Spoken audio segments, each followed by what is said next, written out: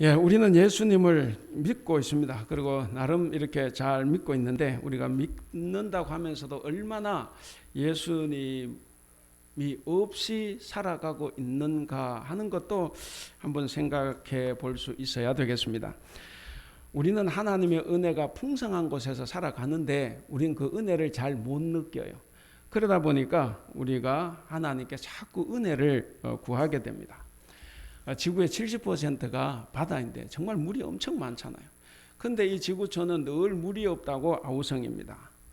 대만은 사면이 바다인데 근데 대만이 요즘 들어서 근래 들어서 매년 이렇게 물가뭄 때문에 많이 힘들어하고 있습니다. 태풍이 오고 홍수가 지면 물이 엄청나게 많은데 사용할 물이 없죠. 식수가 없습니다. 이게 이제 풍요 속의 빈곤인데 오늘 우리가 이제 성경에서 만나는 오늘 본문에서 만나는 사람들이 바로 그런 사람들입니다. 신앙의 고장에 살면서 신앙이 뭔지를 잘 몰라요.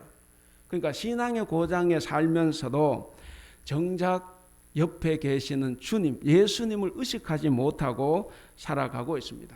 그저 날마다 반복되는 일상 속에서 생기 없이 살아가는 사람들이 있습니다. 오늘 본문에 특별히 시몬 베드로가 그런 사람입니다. 예수님 가까이에 살면서 예수님과 함께 지내면서도 예수님을 몰랐던 시몬이 어떻게 예수님의 제자가 되었겠습니까? 이제 오늘 이제 주연절 5번째 주일인데 오늘 주어진 말씀 이 본문은 시몬이 예수님의 제자가 되어가는 과정을 보여줍니다. 그 과정을 보면서 예수님의 제자들이 해야 될 일은 무엇이며 또 제자의 삶을 살기로 결단할 수 있는 우리들이 될 수 있기를 바랍니다. 자, 먼저는 제자는 어떤 사람이냐, 어떻게 시작을 하느냐. 제자는 말씀에 순종함으로써 시작을 합니다. 오늘 본문 1, 2절을 이렇게 보시면 밤새도록 고기를 잡았는데 하여간 고기 한 마리 못 잡았다 이렇게 표현이 됩니다. 그래서 낙담해서 그물을 씻어요. 그물을 씻고 집에 가서 쉬어야 또 밤에 나와서 고기를 잡을 수 있으니까 그래서 그물을 씻고 있는데 2절을 보겠습니다. 2절 같이 한번 읽어볼까요? 시작. 호숫가에 배 2척 있는 것을 보시니 어부들은 배에서 나와서 그물을 씻는지라. 자, 그러니까 그물을 씻고 있는데 그걸 누가 지금 보고 계시죠? 예수님이 다 보고 계십니다. 그러니까 항상 우리 하나님, 우리 예수님은 우리가 실패하고 좌절하고 어렵고 눈물 흘릴 때 그때 항상 보고 계신다 하는 거죠. 자, 그 모습을 보고 계셨던 예수님이 그때 찾아오셨습니다. 그리고 여차여차해서 무리들을 가르치시고 난 다음에 아무런 설명도 없이 시몬에게 이렇게 말씀하시죠. 4절 같이 한번 읽어보겠습니다. 4절 시작. 말씀을 마치시고 시몬에게 이르시되 깊은 데로 가서 그물을 내려 고기를 잡으라. 자, 그러니까 깊은 데로 가서 고기를 잡으라 이렇게 이제 요청을 하십니다. 예수님은 어떤 분이에요? 예수님은 바다 호수에 대해 전혀 알지 못하는 분입니다. 고기 잡는 것은 문외한이에요. 근데 이런 분이 이제 고기 잡는 전문가에게 주문을 한 거죠.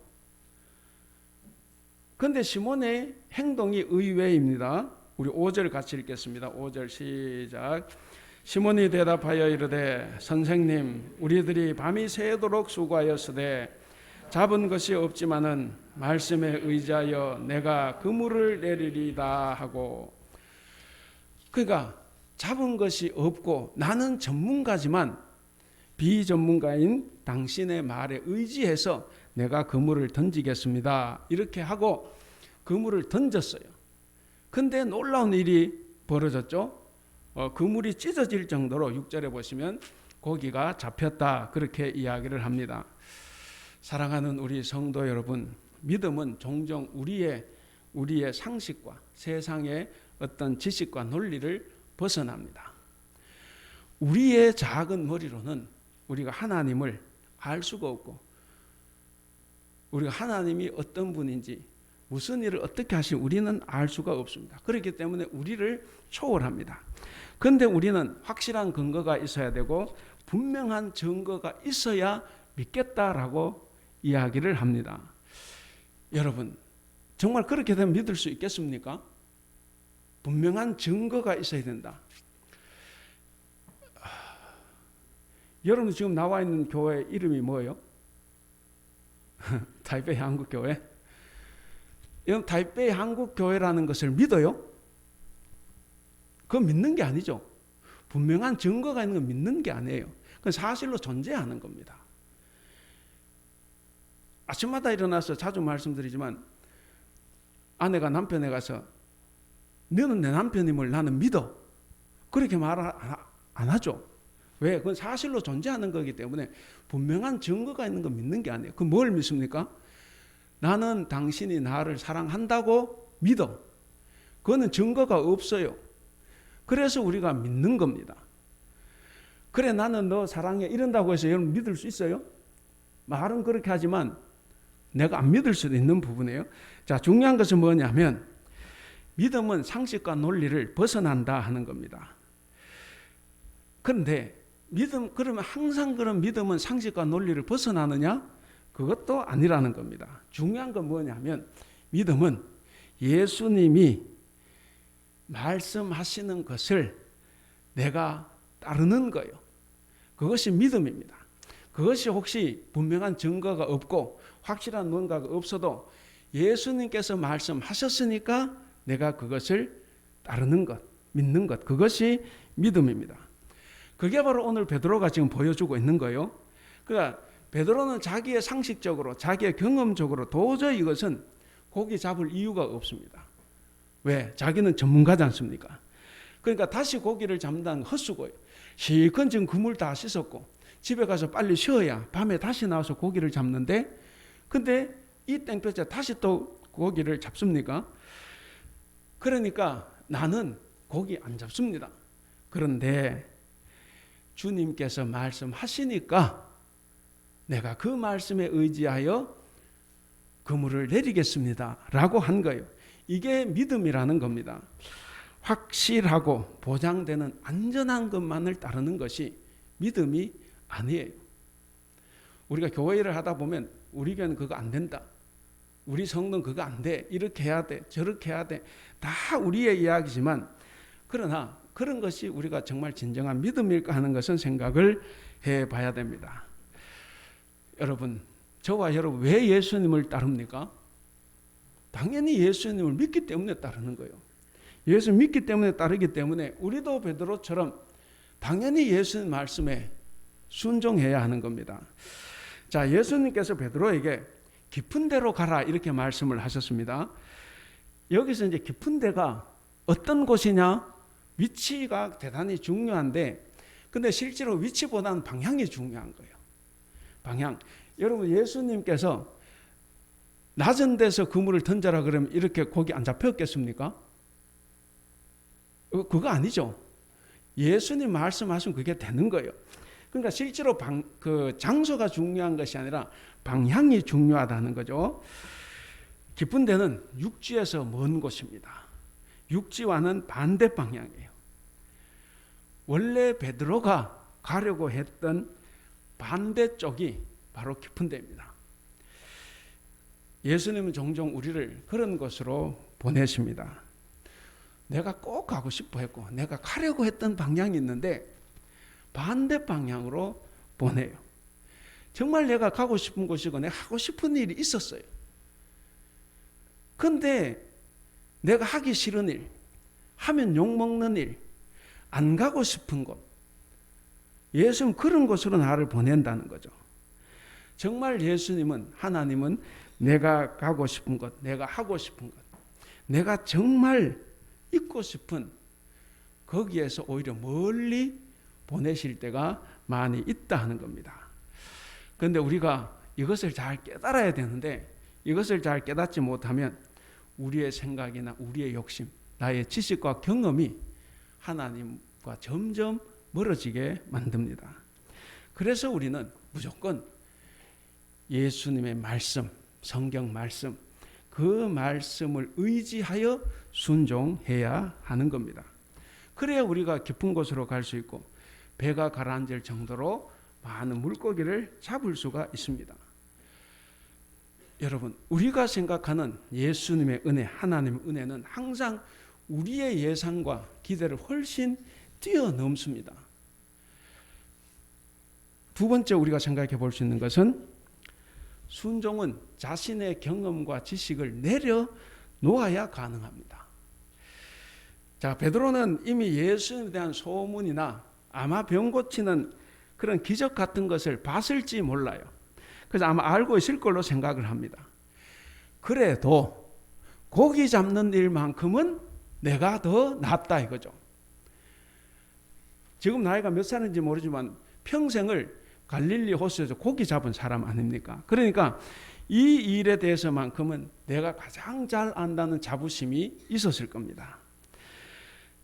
사실 예수님께서 하신 말 깊은 데로 가서 그물을 내려라 라고 하는 이 말씀은 고기를 좀 잡아보는 사람이라고 하면 그 말은 절대로 따를 수 없는 불합리한 말입니다. 자, 일단 예수님 어떤 분입니까? 아까 말씀드렸는데 고기 잡아와는 전혀 관계없는, 고기 잡는 것에 대한 지식이나 경험이 전혀 없는 목수다 하는 거죠. 거기다가 고기를 잡는 최적의 시간은 밤이에요. 밤인데 아침, 그 중동 지방의 아침 햇볕이 또 얼마나 뜨겁습니까? 근데 그 뜨거운 아침에 잡으라? 이것도 문제가 있어요.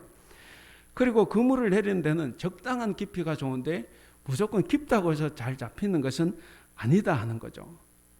그러니까 시몬 베드로는 고기를 잡기 위해서 지난 밤을 정말 하얗게 지새웠지 않습니까? 그래도 한 마리도 못 잡았어요. 그러니까 몸이 더 지치죠. 몸은 더 지쳐있고 그리고 이미 그물을 깨끗이 씻어놨습니다. 그런데 고기 잡는 것에 대해서 아무것도 모르는 예수님이 그 말을 한다고 해서 자기가 다시 헛수고를 하겠습니까? 그런데 베드로는 달랐어요.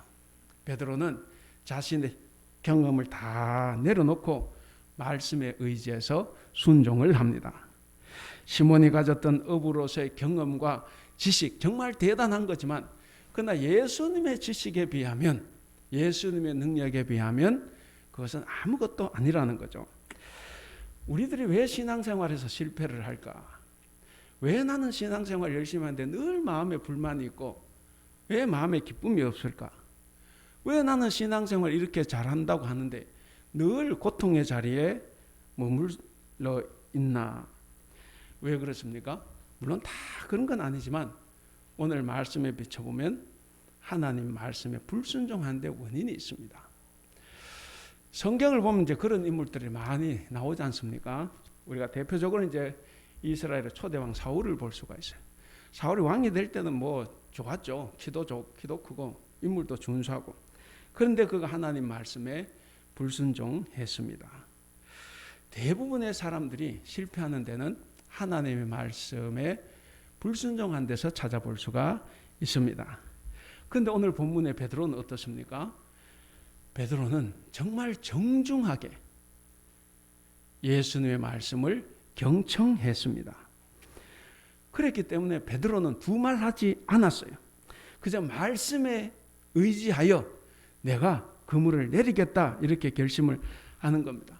그렇겠죠. 내가 예수의 말씀을 듣기 전에 어떤 말씀이나 여러분들 2절 3절을 조금 보시면 그 2절에 배에 올라와서 3절에 보시면 거기서 아침에 찾아온 군중들에게 말씀을 가르쳤어요. 그게 이제 베드로의 배에 타신 거죠. 그러니까 그렇게 말씀을 가르치실 때 베드로도 옆에서 들었죠. 기분 나쁠 수 있어요. 아무것도 안 되고 지금 집에 가서 쉬어야 밤에 나서 고기를 잡는데 이 엉뚱한 사람 올라와서 자기 배를 이용하는 거죠. 그런데 그런 사람이 깊은 데로 가라는 거죠. 그러니까 그런 말씀을 듣기 전에 베드로는 자기 생각대로, 내 생각, 내 경험, 내 의지대로 살아왔습니다. 그런데 오늘 이제 말씀을 듣고 나니까 이제는 내가 주님의 말씀을 의지해야 되겠다. 비록 그가 아무것도 모른다고 해도 나는 예수님 말씀에 의지하고 따라야 되겠다라고 고백하게 된 겁니다.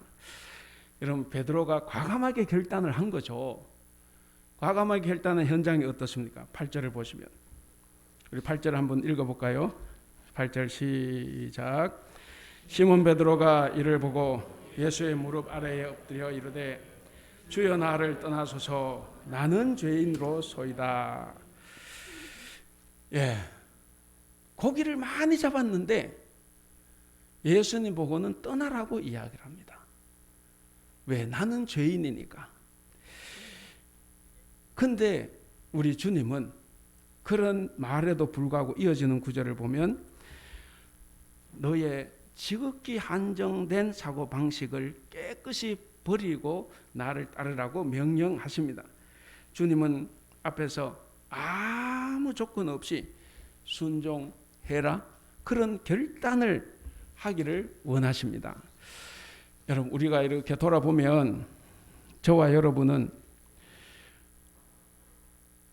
나의 경험과 지식으로 살아가고 있는 것은 아닐까?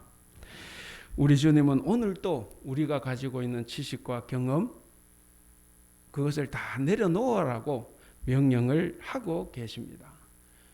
그리고 그렇게 살아가기를 바랍니다. 근데 우리는 주님 말씀 앞에서 베드로처럼 그렇게 순종하고 변화된 삶을 살아가고 있는가 한번 돌아볼 수 있기를 바랍니다. 왜 예수님에 대한 믿음이 나는 이 정도밖에 안 될까?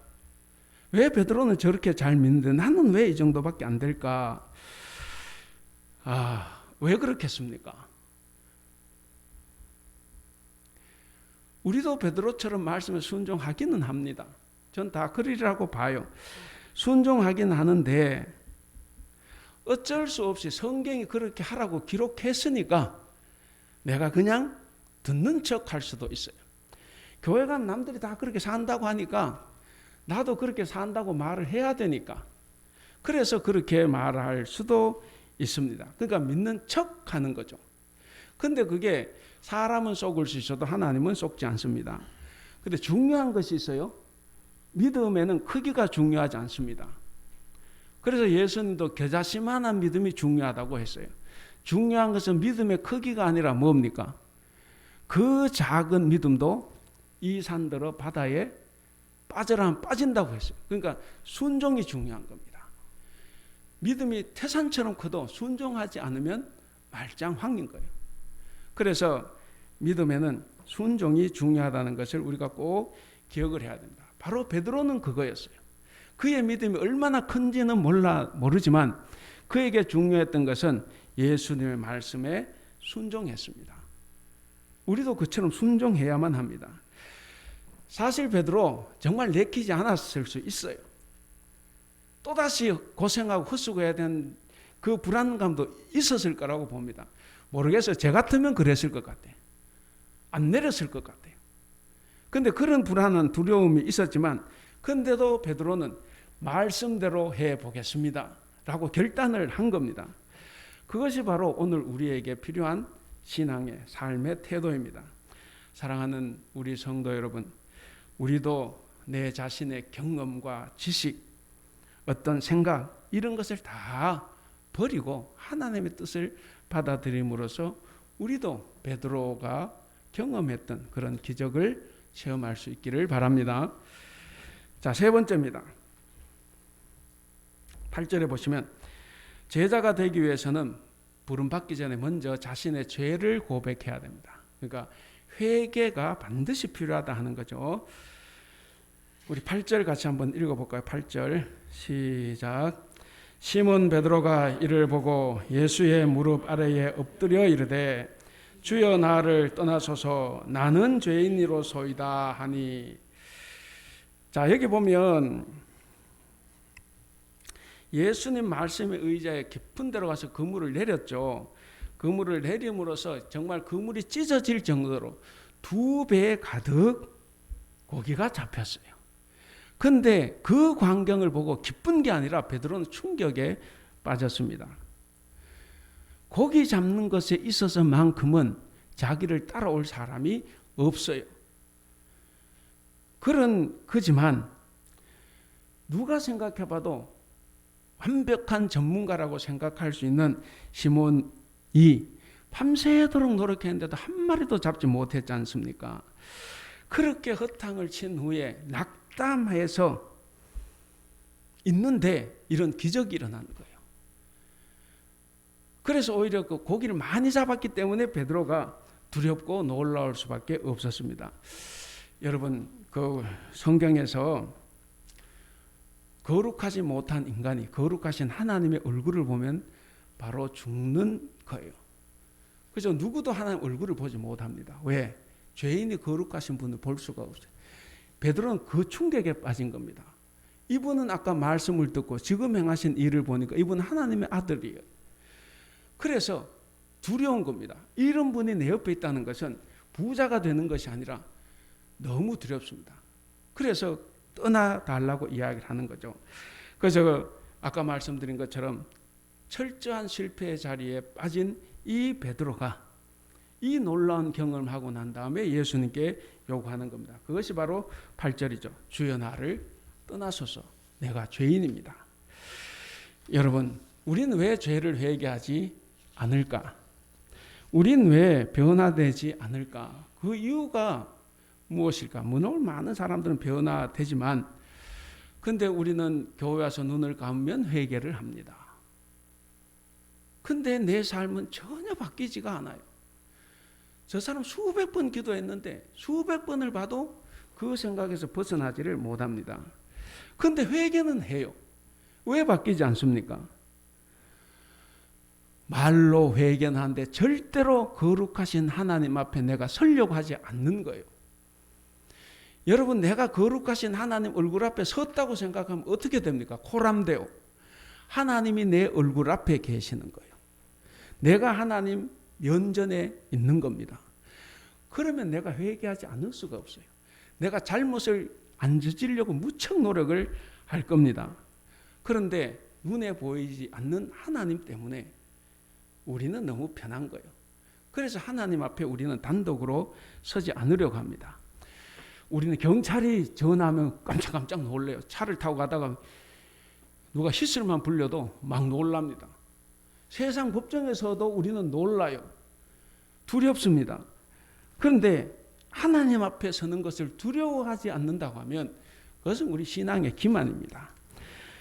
그러다 보니까 우리는 교회 다니면서도 남을 욕하고 예배하면서도 여전히 누군가를 미워하고 용서할 마음이 없습니다.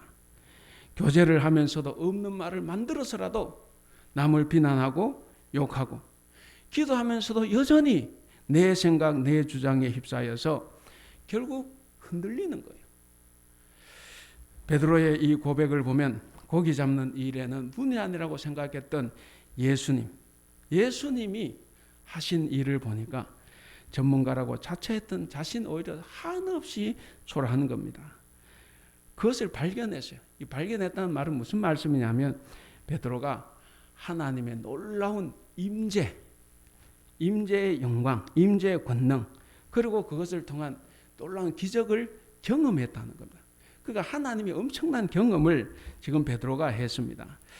그러니까 거룩하지 못한 자기 자신이 너무 두려운 겁니다. 자기 자신은 무능하기 짝이 없는 존재인 거예요. 그래서 자기는 자신의 본질을 다 깨달았어요.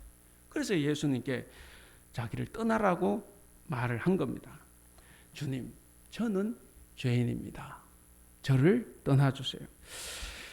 여러분, 이런 것을 보면 제자의 삶은 어디에서부터 시작이 된다고 생각을 하십니까? 제자의 삶. 바로 요 지점이에요. 이제 무슨 지점입니까? 무슨 지점이에요? 자신의 실패와 무능함을 인식한 그 자리입니다. 2절에 보셔도 예수는 그걸 다 보고 계셨어요. 그러니까 예수님 다 보고 아시는데 나는 실패했다 생각하지 않으면 제자의 삶이 시작되지 못하죠. 그래서 자신의 실패와 무능을 인식하고 자신이 죄인이라는 사실을 깨달아 알게 될 때 그때 비로소 순종할 수 있는 용기가 생기고 그리고 겸손함이 생겨납니다. 그래야 진정한 신앙인으로 거듭날 수 있습니다. 여러분, 하나님은 결코 의인만을 사용하지 않아요. 우리 성경을 공부하면 다 알지 않습니까? 사사 12명 사사 초대 사사 빼고 11명 사사 전부 다 부족한 사람이에요. 전부 다 부족한 사람, 죄 많은 사람이에요. 그러니까 하나님은 결코 의인만을 사용하지 않습니다. 결코 능력이 많은 사람도 쓰지 않아요. 능력이 부족한 사람, 자신감이 없는 사람, 내가 죄인이라고 가슴을 치는 그런 사람을 하나님이 쓰십니다. 성도 여러분, 우리가 주님의 부름을 받기 위해서는 능력이 없다는 것을 인정하는 겸손의 자리로 내려와야 됩니다. 그 자리, 그 죄인의 자리로 내려와야만이 제자의 삶이 시작이 됩니다. 자, 마지막으로 제 전제 조건이 있습니다. 10절에서 11절을 보시면 제자직의 전제 조건은 자기 소유의 전적인 포기, 과거와의 확실한 단절이 있어야 된다는 것을 말씀을 합니다. 우리는 요즘 이제 설교도 많이 들으시지 않습니까? CBS든 CTS든. 근데 이게 어떤 교회나 목사님들은 보면 이 본문을 읽고 설교를 할 때 이렇게 이야기할 수도 있어요. 불가능할 것 같은 상황에서도 예수의 말씀을 전적으로 믿고 신뢰를 하면 고기가 차고도 넘친다. 갑절의 복을 받는다. 이렇게 이제 이야기를 합니다. 그래서 복받기 위한 말씀으로 생각을 해요. 그래서 복받기 위해서는 어떠한 어려운 순간에도 흔들지 말고 순종해야 된다. 그렇게 이야기하는데 여러분 어떻습니까? 그게 맞아요? 이 본문이 복받는 조건으로 주어진 말씀입니까? 우리는 한번 생각을 해봐야 됩니다. 우리 10절 11절 같이 한번 읽어볼까요? 10절 11절 시작.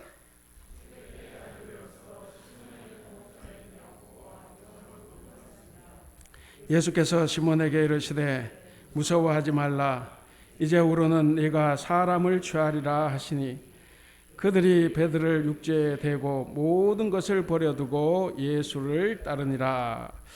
자, 베드로가 이제 예수님을 주님으로 고백을 하는 것에서부터 시작해서 영육간에 아주 강건한 복을 받는 과정까지 왔어요. 자, 여기까지 왔으면 이 베드로는 여기서 끝냈을 수 있어요. 근데 베드로는 거기서 끝내지 않았습니다. 그의 말과 행동을 우리가 잘 봐야 되는데 어쨌든 여기서 모든 것은 뭐겠습니까? 11절에 모든 것.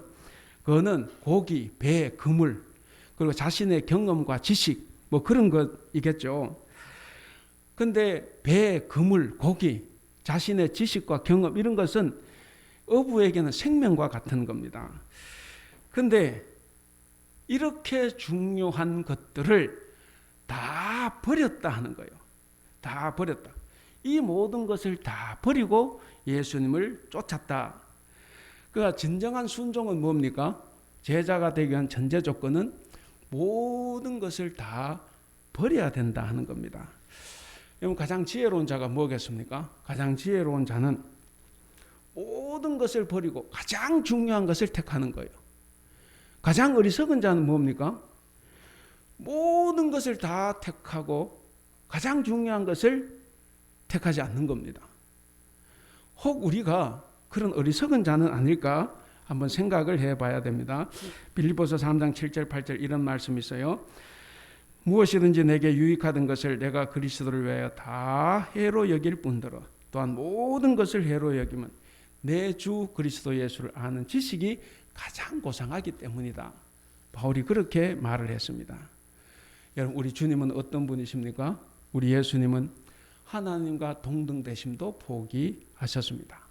하늘나라도 포기하고 말구유 더러운 곳에서 태어나셨습니다. 왕관도 포기하고 가시면류관을 쓰셨습니다. 마지막에는 자신의 생명마저도 포기하고 십자가에서 죽으셨습니다. 그러니까 우리 예수님은 우리를 살리기 위해서 모든 것을 다 버렸습니다. 사랑하는 우리 성도 여러분, 하나님의 말씀대로 산다는 것은 정말 고생스러워요. 쉬운 일 그렇게 많지 않아요. 욕 얻어먹을 수 있어요. 하나님 일을 하는 것 때문에 남에게 비난 당할 수 있어요. 그거 각오하지 못하면 일 못하는 거죠. 우리는 하나님 일을 한다고 조롱을 받는다, 모함을 받는다. 우리 예수님을 통해서 너무나 잘 압니다. 그런데 그럼에도 불구하고 말씀에 의지해서 순종할 때 우리는 진정한 생명을 얻고 풍성한 삶을 살 수 있다는 겁니다. 예수님이 불렀을 때 베드로와 그의 동업자들은 11절대로 다 버리고 예수님을 따랐습니다. 이것이 바로 우리 그리스도인들의 생활 태도입니다. 자, 그런데 여기서 이제 제자들이 모든 것을 버려두고 따라갔다 그러지 않습니까? 그러니까 소유의 전적 포기가 제자직의 전제 조건이다 하는 거예요. 제자가 되기 위해서는 모든 것을 버린다라고 하는 이 주제는 성경에서 줄기차게 나오는 겁니다. 그러니까 성경에 나오는 중요한 신학적 주제입니다. 예수님의 제자, 진정한 그리스도인이 되기 위해서는 내가 가진 모든 것을 다 포기해야 된다. 그것이 선행해야 한다는 것을 기억을 해야 됩니다. 지난주 설교에서 제가 그런 말씀을 드렸습니다. 하나님은 이스라엘 백성들을 다시 살리기 위해서 완전히 파괴시켰다고 그랬습니다. 완전히 파괴시키지 않고는 저들을 살릴 수가 없습니다. 그것처럼 오늘 본문도 새로운 시작을 위해서는 철저한 자기 포기가 선행되어야 한다는 것을 지금 강조하고 있습니다. 누가복음에는 그런 말씀들이 많아요. 제가 성경 구절만 읽어드리면 5장 27절 28절에 그 후에 예수께서 나가사 레위라 하는 세리가 세관에 앉아있는 걸 보시고 나를 따르라 하시니 그가 모든 것을 버리고 일어나 따랐다. 누가복음 14장 33절 이와 같이 너희 중에 누구든지 자기의 모든 소유를 버리지 아니하면 내 제자가 되지 못한다. 그리고 18장 22절 예수님께서 이 말을 들으시고 이르시되 네게 아직도 한 가지 부족한 것이 있으니 네게 있는 것을 다 팔아 가난한 자들에게 나누어 주라.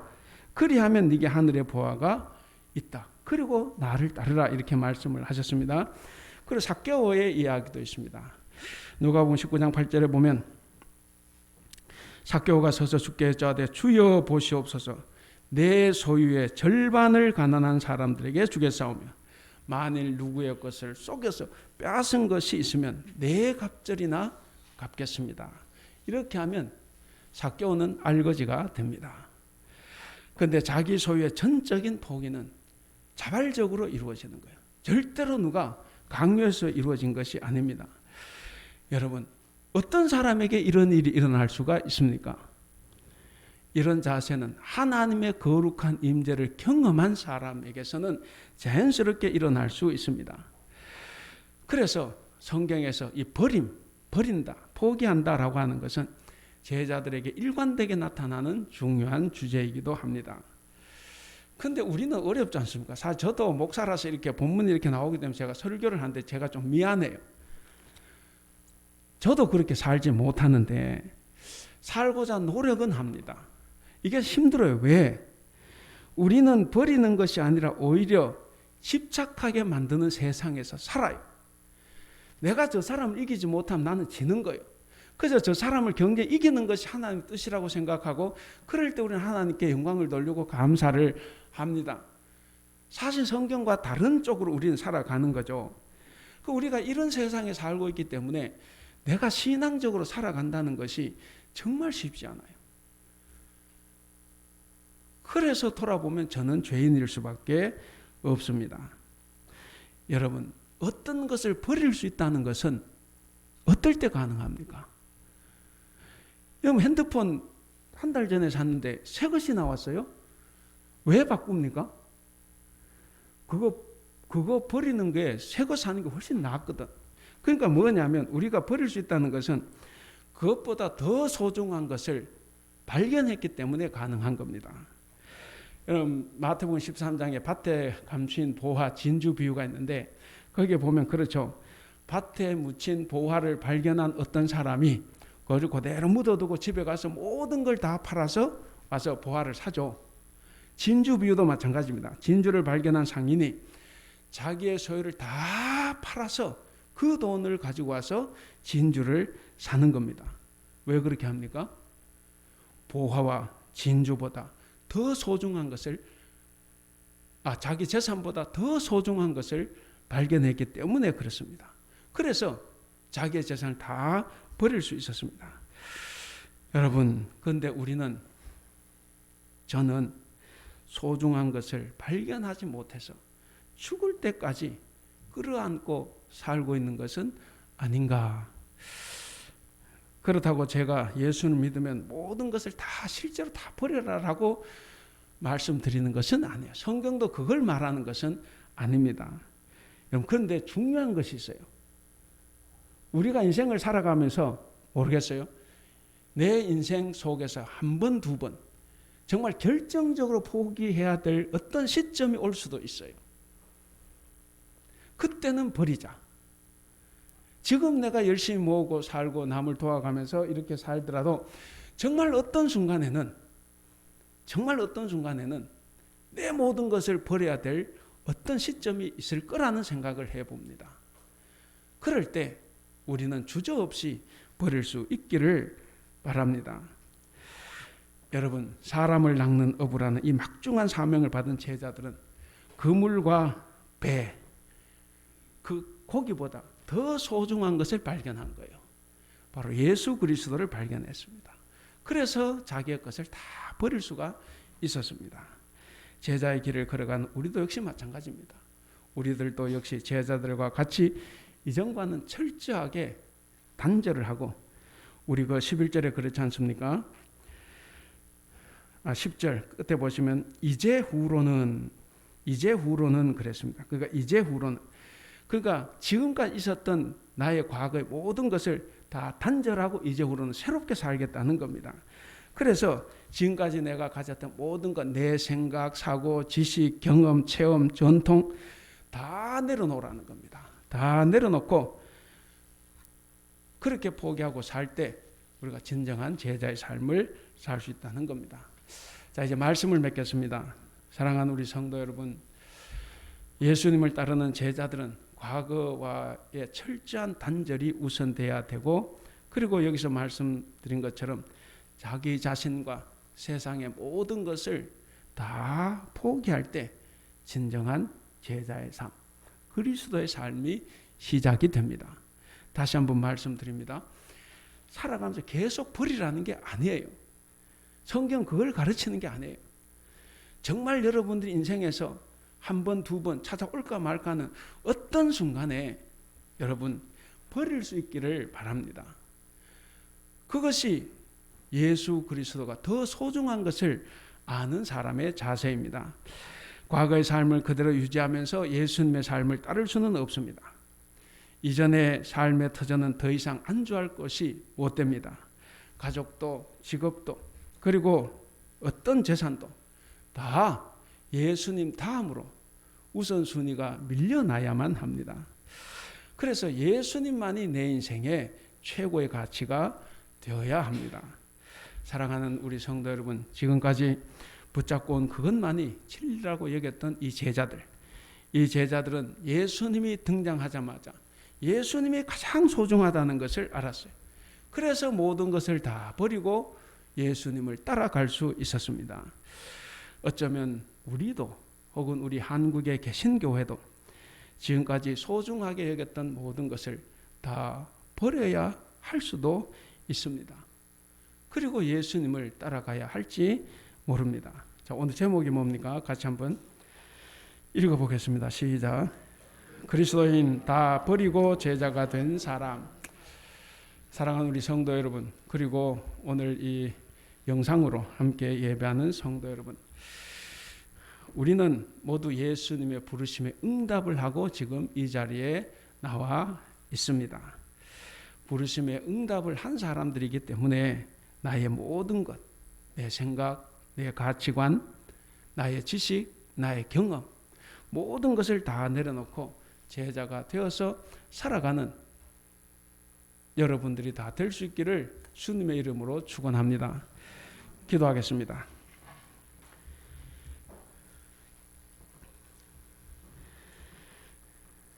사랑이 많으신 우리 하나님,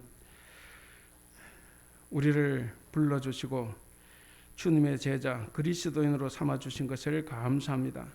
하나님, 우리가 부름을 받았지만 그러나 우리가 가진 것을 버리지 못하고 포기하지 못하고 그것을 쥐고 있음으로 해서 하나님 뜻을 그르칠 때가 더 많이 있을 줄로 압니다. 우리들을 불쌍히 여겨 주셔서 우리 인생의 가장 중요한 예수 그리스도를 만났기 때문에 우리가 가진 모든 것을 포기할 수 있는 그 믿음, 그 순종을 우리에게 허락하여 주시옵소서.